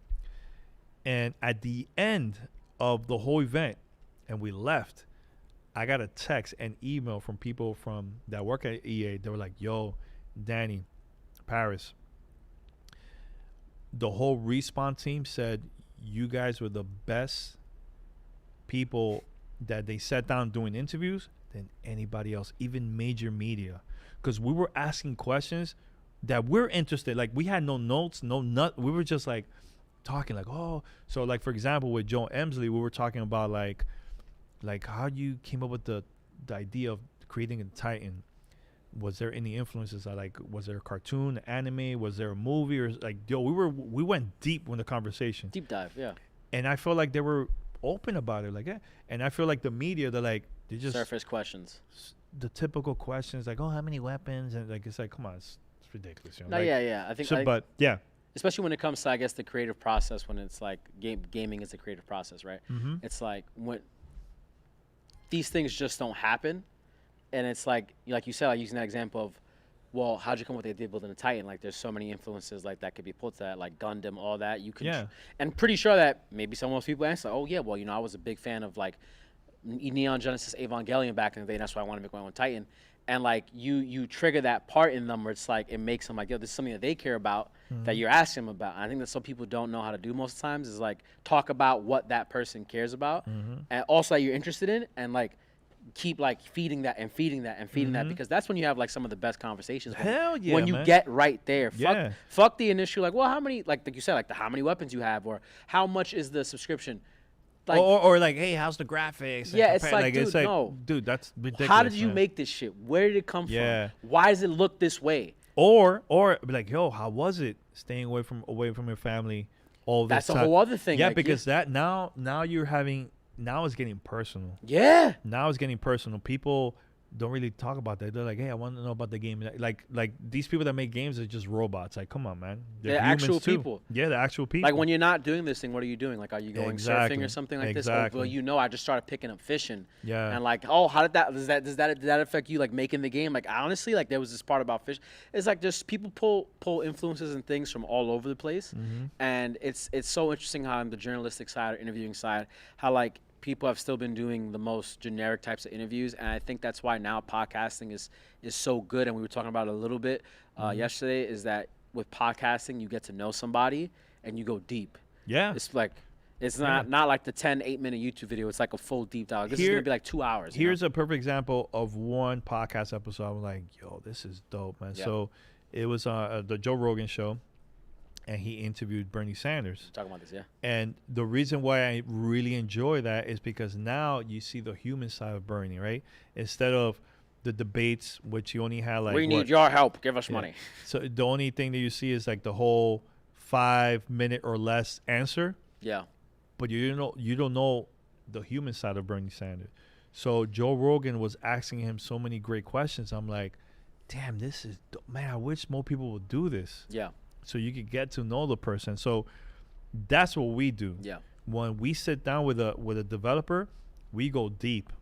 Forget about the tech and the specs, and we'll talk about like, yo, inspirations, like, how was it working on this what was like the most difficult part, like, you know, things like that they're allowed to talk about. So there was one time that I interviewed one of the executive producers that worked on Afro Samurai. And he was super excited to talk about the game. He's like, oh, man. So it was going deep. And then he was so excited. He just randomly started talking about like, oh, yeah, we're pre-production for part 2 and this and that. And I'm like. You tell me about this. And I'm like, yo, is this even announced? Like, am I allowed to? So I just can't stay quiet. I'm like, yo. Let him keep going. Yeah. So then at the end, PR was like, yeah, Danny, can you remove that? Like, I'm like, all right. But I removed it because, one, I didn't want to get in trouble or her from the PR side. I kept it to myself for years. Then part 2 was announced. Then I released the audio. But the thing is, he was super excited and comfortable that I felt like he's now saying things that I know the average media will not get that type of answer from him. Yeah. You know what I'm saying? So, yeah. When you're interviewing somebody, I think, I got asked this question recently when I was doing something. And they were like, how do you open somebody up, right? Because people could be like really closed off, or like, maybe sometimes you gotta warm somebody up, right? Oh, you for gotta sure. have like warm up questions, or like, like stuff like that. Was there ever an interview where it was very difficult for you to interview someone? or how'd you make it better? All right, so this is a funny one. So we went to Red Storm. We went to Red Storm, and we were working on a project that we wanted to know the history of Red Storm. For those who know, they're part of Ubisoft. They made amazing Tom Clancy games. Yeah. So we wanted to know about like their history and this and that. So I'm not gonna mention the name of the person, but we interviewed one. Interviewed one person that everybody we sat down with, 10, 15 minutes, right? This person was like 2 minutes. So 2-minute interview, that was it? Yo, I did I even really? I don't know if I released the episode. I don't know if I did or not. But okay, we sat down and we asked him questions like, oh, this and that, and he's like, yes. I'm like, that's the answer. Yes. or like very short, quick answer. Oh, yeah, this and this. Yeah. I'm like, dude, you're doing an interview. And I'm like, I don't know what to say. Like, that was super quick. Like, how do I spin this? Like, and all the questions that we asked was already done. It was already like 2-3 minutes. I'm like, thank you. Like, you could tell like he wasn't really in the mood to do it. Maybe he was going through some stuff behind the scenes. Like, I don't know. Like, again, everybody's human. And I'm like, I don't know if I'm gonna release this. And that was that. Mm-hmm. So that happens before many times. Or I had people that were like kind of like drunk at an event. Yeah. A little sloppy. Like, I'm not gonna put this. Yeah. Or they slipped and they'll say all kinds of stuff. That you're like, okay, I'm not putting that up. Yeah, I have crazy stories like that, man, of people doing that. Or so then what was your craziest one then? no, I'm not gonna say Come on, you can't just do that. You What? can't just say I got crazy stories. No, but I'm just saying like that or I'll tell you one for me Okay. that my mistake. I go to an event and I drank way too much. This was at E3. And I'm like, oh man, I want to interview. I interviewed someone from Playground Games. Okay. And I'm there like kind of drunk, whatever. And I'm start talking about the game, like, man, because I love racing games. Yeah. I hate them. No, I love racing games. So I'm there talking like, yo. And then the developer is like looking at me like, Danny, I think you have the wrong game. Our game is, I was talking to him. He's the developer of Forza Horizon. And I'm asking him, the competitor from Ubisoft, The Crew. And I'm there asking, like, oh, so how long it takes to go from like New York City to like California? And he's like, yeah, that's not our game. Like, I don't know what you're talking about. Like, and I'm like, oh my God, embarrassed. I'm like, oh my God, I'm so sorry. Or another one, that a person I was interviewing from Microsoft. This is like in early days when I started. When I started with Gamertag Radio, I was so drunk. I was asking the same questions 4 or 5 times. And the guy was like, Danny, I already answered that question. Like, what else do you want me to say? I think you drank too much. In the middle of the interview, I'm like, fuck, man. So I had mistakes of that. Or some that, we had like a long 1-hour recording. I'm not drunk or anything. We just like, recording. And then I'm like, oh, thank you, man. That was a great, awesome interview. Thank you, man. Oh, thanks, Andy. Let us know when it's up. I'm like, all right. I go on my computer. I forgot to press record. Oh my God. Many of those. Those are the worst. Those were the worst. I mean, so I had to hit him up like, hey, can we do this again? Like, and then the interview guy, it was even better, but still it's embarrassing, Like, I had a lot of those. So what I wanted to also follow up with what I was asking is, do you have any like techniques or tools that you like bring to the table when you're trying to open somebody up that you like off the rip? You like, okay, this might be a hard interview. I need to like get them a little bit more loose or anything like that. What I love to do, and my crew does the same exact thing, is when we start, right before we start recording, we like talk to the person. Hey, you know, couple minutes, get them comfortable. Yeah, get them comfortable. This is what we'll kind of talk about, you know. And then I tell them, I always mention this on every interview, right before I press record. It's not an interview; it's a conversation. Anything that you say that you don't want us to release it, just let us know. I'll delete it or whatever. I'll edit it out. So then every time I do that, they feel like, oh, you know what? I can say whatever the fuck is. Yeah. Yeah, he'll just get rid of it. Yeah. So like, I'll go personal. I'm like, stealing that. So I interviewed Peter Molyneux. He worked on Fable. Yep. And I told him straight up, like, all right, Peter, man, look, don't get me wrong, I'm excited for Fable. But why is it you always say this is the greatest RPG game of all time? Why is that? Why? Because a lot of people are going to disagree. Yeah, talking about Fable 3. All the Fables, he always would say is the greatest RPG game of all time. Fable 1 was huge, bro. No, really it was huge, Fable but to me, it wasn't the greatest RPG of all time. It was not. Like, it's good, but it's not the greatest. And I told him that, and then he's like, oh, he started mentioning, like, answering the question. Then I'm like, let me ask you, man, do you feel like a lot of these games are missing, like, something like with music? Back then, I feel like the music had a lot of soul. Like, when you listen to music from, like, the 70s, 80s, sometimes even 90s, it had this different type of vibe.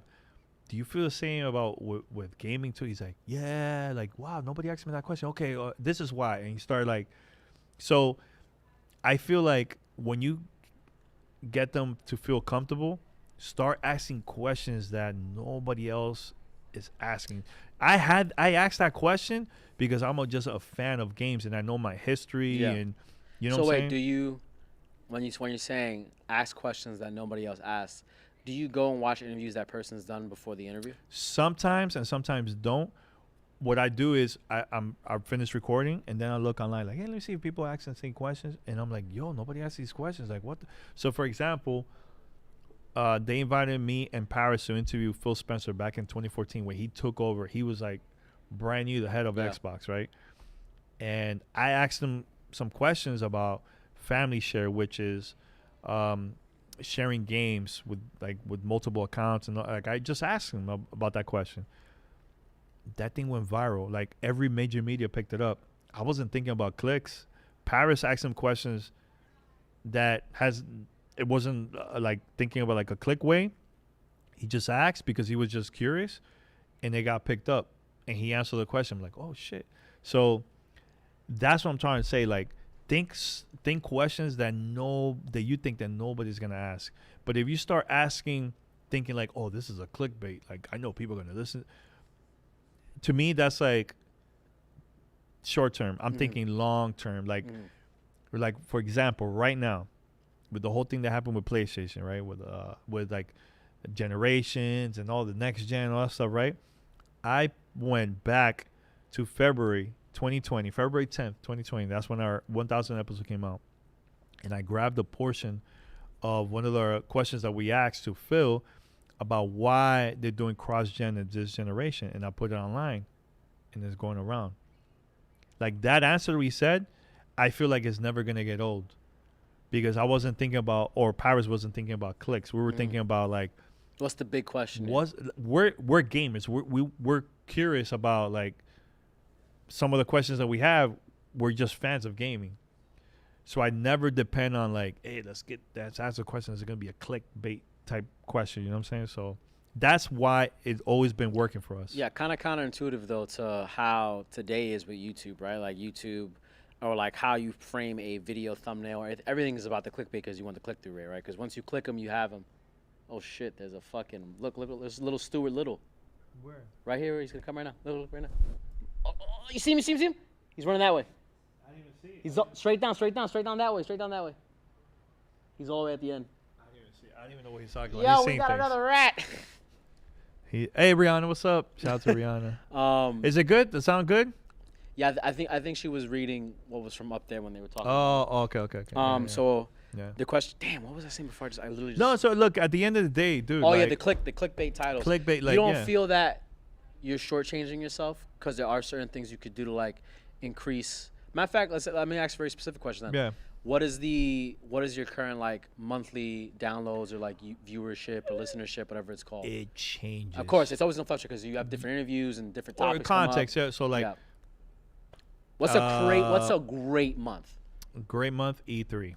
E3, and what is what would E3 be- and also October, November. Yeah, that's the time when the games are coming out. big games. So right? what's a number you could place on that? I'll say I'm gonna give you like from like the lowest highest. So we've gone 100,000 to over 1 million in a month. Okay. Again, That's listens or downloads? listens both and the downloads same? the same. Okay. Listens and downloads the same. But again, it all depends on the content. So like 1 week I had 1 million. Right now we're going like 16 to 20,000 in a week. Yeah. 25, 30,000 a week. You know, it depends on the type of content that we have on our show. So, let's say the month of E3 you do a million listens, right? Mm-hmm. What's the financials behind that?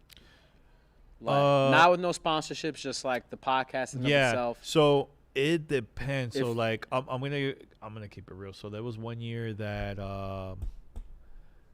what's the name of the company? I'm trying to remember. Okay, we had so many companies that Let's sponsor us. just give it a random name. DraftKings. DraftKings, okay. So like they sponsor us for. I'm not gonna say the numbers because it was like a pretty one of the. Or just make up a number. Not gonna say the number. Oh, then yo, people- this I'm dude not gonna will say never tell me Nah, what I'm the not gonna numbers say, are. I'm not saying the number. This- But like for example, like DraftKings, they sponsor us. I think they were like the biggest sponsor we ever had in the history of GTR. They sponsored for like 8-9 months. Okay. I've never, in the history that I've been doing this, I've never seen a number like that. I'm like, holy, what? Like but I it's hate not this all guy the so time. much. It's not all the time. that Of you course, yeah. It's all timing and yeah. context. So, but at the time, they were like investing everywhere. They were like billboards, taxi, buses, Yeah, because like I podcasts. have a friend who has a show, and he Yeah. does a gaming show as well. And I remember he was telling me that his financials, and he was like every month he earns around, and this is not supposed to be about the money. It's just for the sake of having the conversation. Yeah. I could care less. But he earns about like $10,000 a month off his podcast. That's And dope. off of his ad placement, so it's like what 120 grand a year. Mm-hmm. Do you know, or do you think that's a very easily attainable like goal, like to make like $10,000? No, that's really good. what's Yeah. what's like. I think the question here is, if you had to create stretch goals for someone who wanted to create a podcast, fuck the financials. If you wanted to create stretch goals for somebody starting a new podcast, what is that stretch goal? What is it like, that yearly roadmap? What does that look like? All right. So I always will tell people this. I'm like, look, even if you get 1 download, man, It can go viral with that one down. it could go viral. Yeah. You don't, because here, all right. So I'm at because I do a lot of speaking engagements. I'll go to like a lot of conferences, and people are like, hey, how can I get a sponsor? I'm like, first of all, you can't launch a show With a sponsor. and just think about the sponsor, right? Yeah. You got to build your community. Yeah. So once you 100%. have your community, then you could go to companies like, hey, look, I'm going to give you a, Fucking Paris is like Nunya. so like, I have a friend, a good friend of mine. His name is Glenn the Geek. He has a podcast network all about horses. What? He makes 6 figures or more. Really? Yeah. And Wow, he lives dude, in that's Florida. crazy. He lives in Florida. There's So, really a podcast for but you anything. know what's the craziest? The show with the least amount of downloads is the one that makes the most money. And here's the reason why. The people that listen to that show, if he says horse carriage and talk about the product, let's say it's 30 people, those 30 people will buy it. You know, that's why my friend, his show generates the income it does, because he's like, my show is very specific, that the listener base and my community Yeah. are like a high quality, like especially like the conversion rate, like they're gonna get whatever I like gets pitched, because it's so in line with like what they do and like what they're interested in, that they're gonna get it, which is why their sponsorships will pay him X amount of money to have that spot. 'Cause they're like, yeah, we get a great conversion. And this is the thing that I want to do, and I want to educate PR and also marketing, because when they send a product to you to Yeah. review. Like you just got the new. I got the S20 Note from 20. Xbox. Yeah, Note 20. Plant. No. But Xbox is but watering here's the its thing. garden. Here's the thing. People think just because you have 1 million views, Yeah. that doesn't mean those 1 million people are gonna actually No, buy the not product. at all. But what I want is, let's say we get 50 people to listen to our show. If I could get at least close to 50, Yeah, like that 25, 15. that to me is a bigger successful podcast than having 1 million views. And having no conversion rate. Yeah, Yeah. because people could just click and like, okay, and not buy the product. And I want PR and also people that handle marketing to see that, because they're thinking about just the numbers. They're thinking the old school way. No, let's think about like how, to me, is how many people could take action to buy whatever whatever we're talking about on our show. That to me is a huge success than just 1 million downloads. You know what that's really called nowadays? It's called micro influencing. Yeah. Like a lot of companies, I remember when we had Devin Nash on Super Late, he was talking about how he had a friend in Seattle where he lives who has a restaurant. And instead of like doing some really big marketing budget, he did like geolocating on Instagram or like the big, like people who have like 500, 600 like followers who like eat out a lot. He got like a whole bunch of them and like had them come and like do like a whole like taste testing images and all that. And he paid them like whatever amount of money it was, I forgot what it was. But like his conversion rate, like the amount of people who like showed up after those people came through and like did their whole thing was huge for him. That I think that he made it, I think in that year close to around, I think 7 figures, just based on that very small person. Like, oh wait, this person has 700 followers, but they get 200 likes on everything they post. Versus like the person who has 20,000 followers and they only get like 100 likes. And when I say Miami, what's the first thing you think of? Oh, clubs. Wait. Clubs. Yeah. Right? Yeah. So I used to live in Miami, and I decided to do parties in Miami. It's not no gaming mecca like New No, York, not at all. San Francisco. I don't even think New York's a gaming mecca. No, but I'm for saying events, sure. But it's a bigger gaming mecca Yeah. than compared to Miami. Yeah, the market here is like you have like the Best Buy theater's done so many Yeah. things. There's PlayStation Theater. Yeah. All those types. Oh, of when things. there's like launches. Yeah. They always have it in New York in Times Square, right? Because you want that look. Yeah. The New York look. Media and everything, right? So we started doing parties when I started GTR early days. So one year, I mentioned to my cousin, "Hey, can I use your office? I could do a party." Yeah, sure. Yeah. So I invited my listeners, ghetto style. Bring your TV, bring your Xbox, PlayStation, whatever, and we'll play it there. That's fucking dope. So everybody bought it in. Super ghetto. Did you know everybody who was there, or was A lot of them like, "Yo, I'm from Fort Lauderdale. I've never met you. Hey, I listened to your show." Like we had a lot of those. I want to ask you, this is back then. Yeah. So you maintained a very intimate relationship with your viewers. Oh yeah, and I'll tell you why later. Okay. But this is a pretty cool story. Okay, go ahead. Yeah, sorry. All right. So the first party we had, 50 people. Like, oh, cool. So then Pete was like, "Yo, we gotta take it to the next level. Let's do it at a club." I'm like, "All right, yo." And I had relations with clubs. He used to DJ back in the days. So we got a club in downtown Miami, and it was very small compared to like other events in the future. But we did it. So we went from 50, then it was 500. Right. So now I'm mixing the hip hop crowd and the gaming crowd. Yeah. Because I had a lot of local hip hop heads giant perform. fucking increase. Yeah, huge. 50 to 500. Yeah. Yeah. Yeah, right over here. Yeah.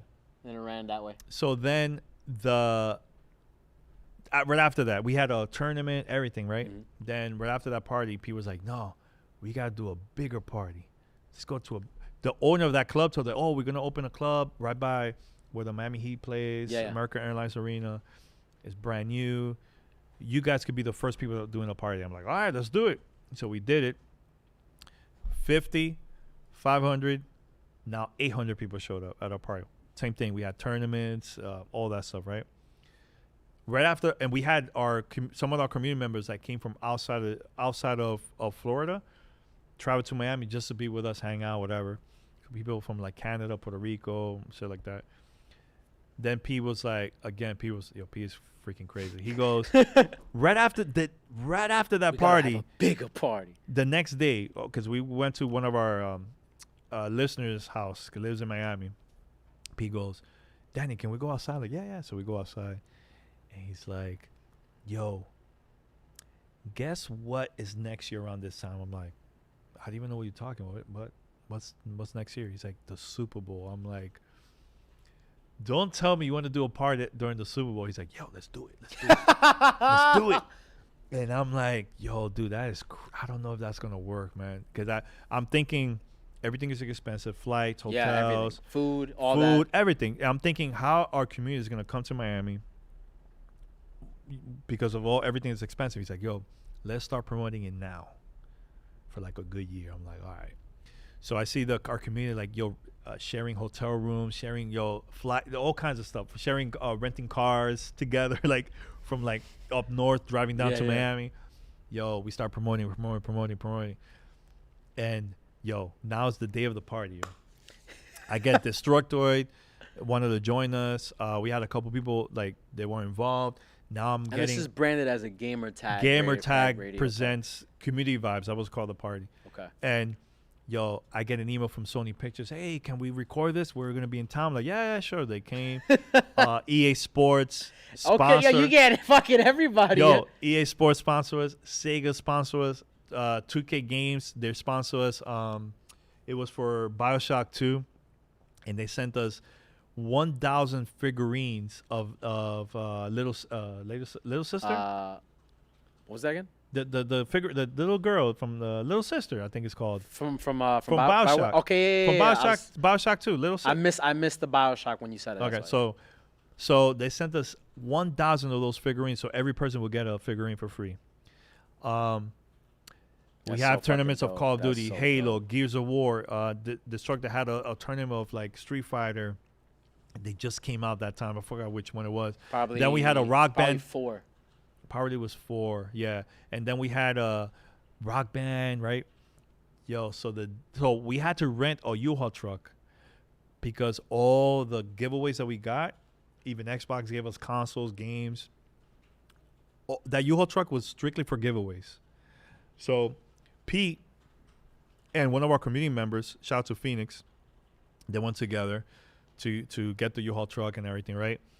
And I'm like, let me search the Gamertag Radio online, like just browsing, like, and I'm like, Miami New Times, oh snap! So I clicked the article, and the article was, the title was, the top 10 best Super Bowl parties in South Florida. So I'm like looking, I'm like, all right, so it's number 10.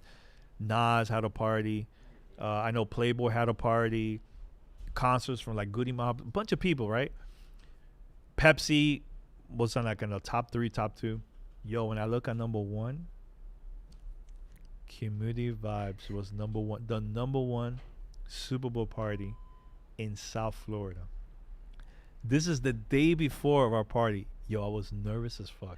Nervous. I'm like, and you started saying like, oh my God, like, it's too much pressure. Oh my God. Ay Dios. Yo, the pressure, Santa. And I'm like, oh my God, the pressure. So I go and I call Pete. I go, Pete, put me on speaker. He's like, Pete goes, why? What's going on? I'm like, yo, I got something to tell you, man. I hope you're ready. Are you driving? You good? He's like, yeah. What's up? I picked up the U-Haul truck. Phoenix was there too. And we go, and I tell him, yo, Miami New Times which is one of the biggest newspapers in Miami, next to Miami Herald. They put us number 1 Super Bowl party in South Florida. He's like, what? In the car, like, yo, like he was like, what? I'm like, dude, crazy. So we were both nervous. We go to the club the next day. We drove there with a U-Haul truck, whatever. Have everything there. Yo, there was people lined up 6:30 in the morning. God. The parking lot, there was people that were just lined up waiting for us. Like, I was like, yo, I've never seen this in my life. Like, what in the world? This is crazy. And I'm talking to people like, oh, we came from Tampa. And other people like, yo, I came from San Francisco, from New York, from Orlando, from Canada, from Puerto Rico. One person, like, I think was visiting Japan. From Japan, like, yo, so many people. I'm like, and they're all listeners. And we had a crowd that was just like, they just saw us. Word of mouth. They just showed up with their kids. It was insane, man. Hip hop heads showed up because we had a lot of DJs and performances there, and I couldn't believe it. So we had like over 1,000 people that showed up, man, and just to be part of the party, and that was strictly word of mouth, podcasts, and flyers. No advertisement. I had people from the media calling us like, "Hey, can you advertise? Can you advertise?" And be like, "No. We had the budget, but I'm like, no, I'm not doing that. F that. That's not our crowd. Our crowd is who's coming already. The people that follow us on social media or listen to the show, or the hip hop acts are going to be performing. That's it, you know." So it was huge success. That's when companies like, "Yo, can you do parties for us?" And now we're like charging like a lot of money, big budgets. We did parties for 2K games for and Mafia. it would still be under Community Vibes. That's no under like this one was like Gamertag Radio presents something else. Mafia 2 community party or something like that. Okay. But Community Vibes was just something totally like different, man. So we started doing that, and that was huge for us, huge. So you talk about the engagement with the listeners.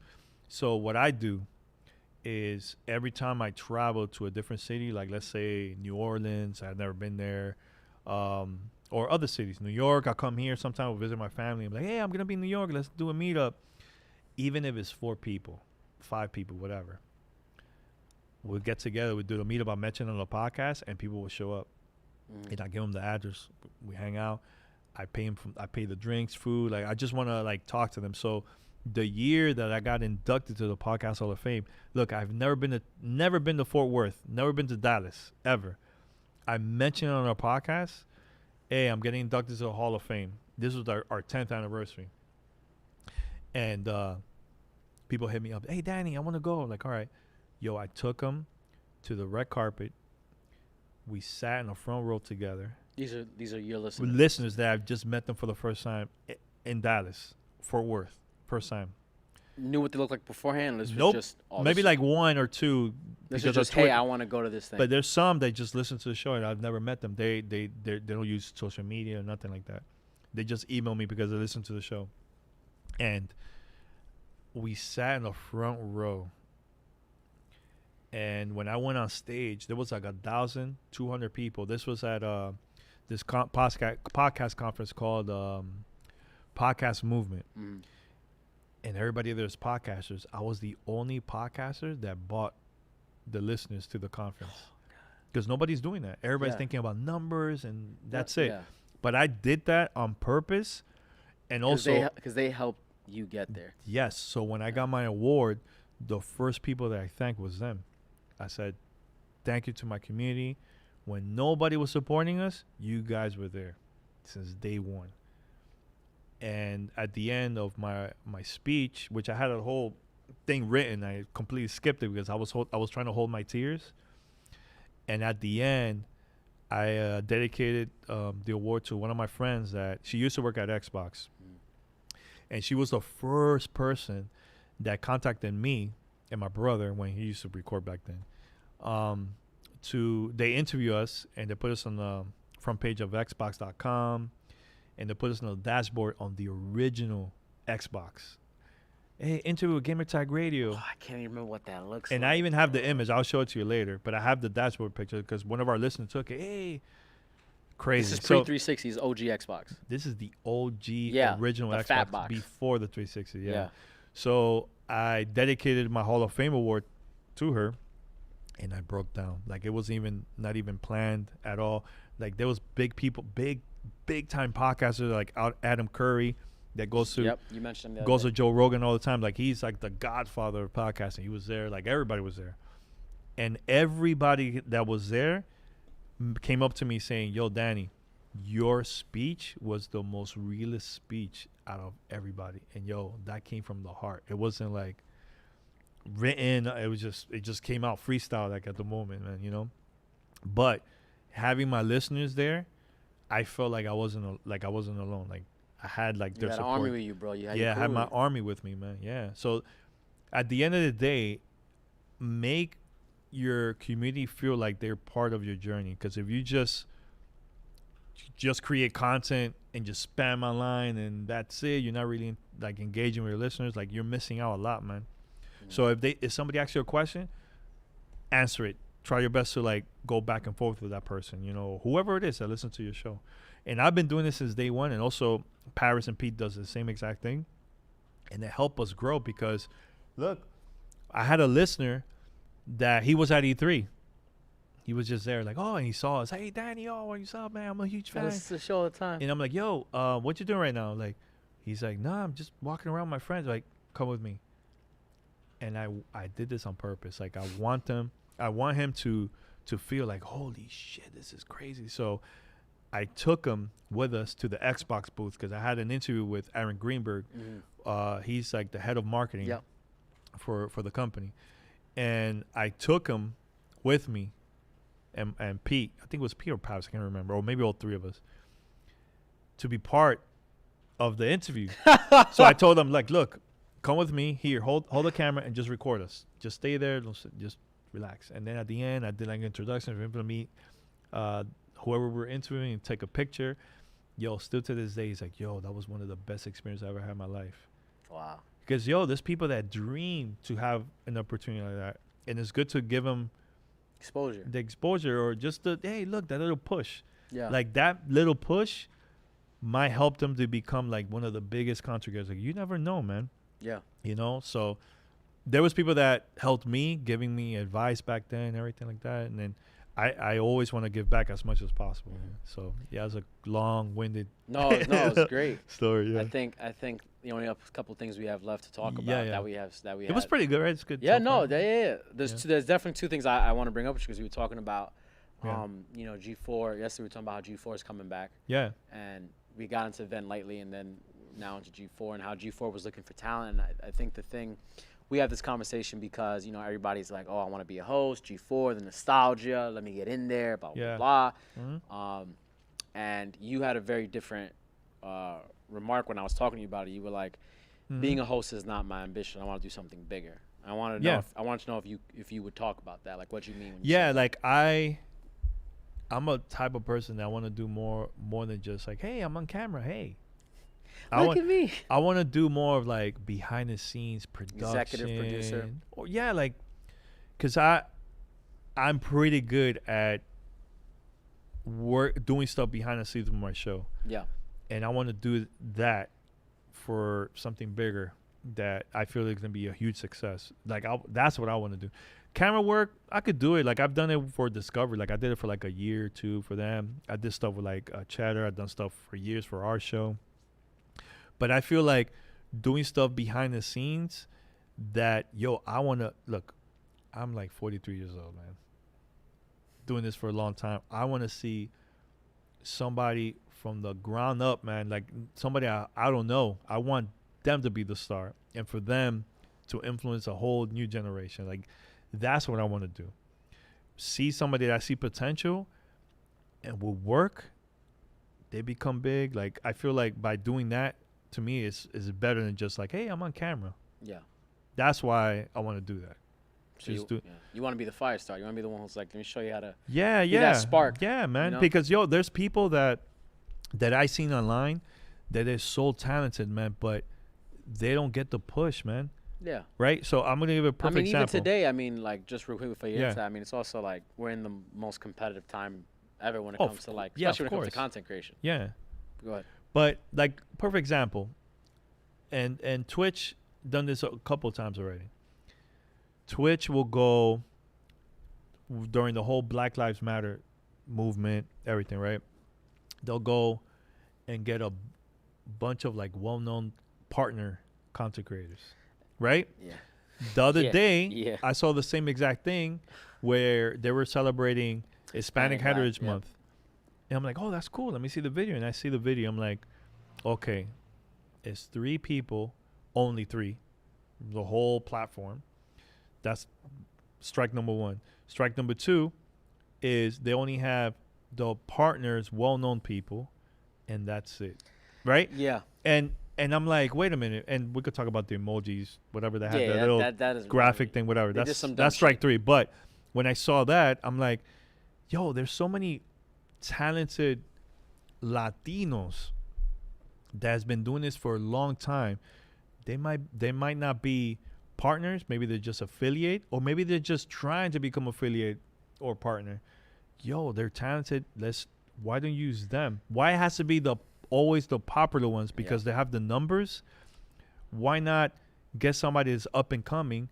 Yo, they could be the star, right? So when I went to Podcast Movement, when I got inducted, and I was doing a lot of interviews, I was always saying to them that there's probably somebody at this event that nobody knows that they might have the next podcast bigger than Serial. You never know. We're depending so much on just the numbers and who's popular. Who's popular right now. But yo, there's people that, perfect example, the other day I saw a video of a guy, Latino, by the way. I forgot his name.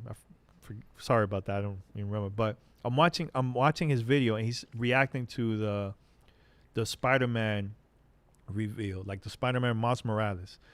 And in the video, you see the Puerto Rican flag, and they're in Spanish Harlem. Yeah, yep. And he's like, he gets emotional. He's like, oh man. So he paused it, and he mentioned why he got emotional seeing us in the game. Yeah. I got emotional. Then today, while I was waiting for you to come over here, there's another video of another girl, the same exact thing, but she cried. Dude, I freaking cried. Here, right there. Look at that desk over there. I got emotional watching it. I'm like, because representation matters, man. And it doesn't matter if you're small. People like that, it was just the moment. It went viral. Yeah. It wasn't planned. Like, there's people like that we need to push more because they're talented, and we're not giving them an opportunity. We're just, okay, who's the big person, a streamer that has like a lot of following?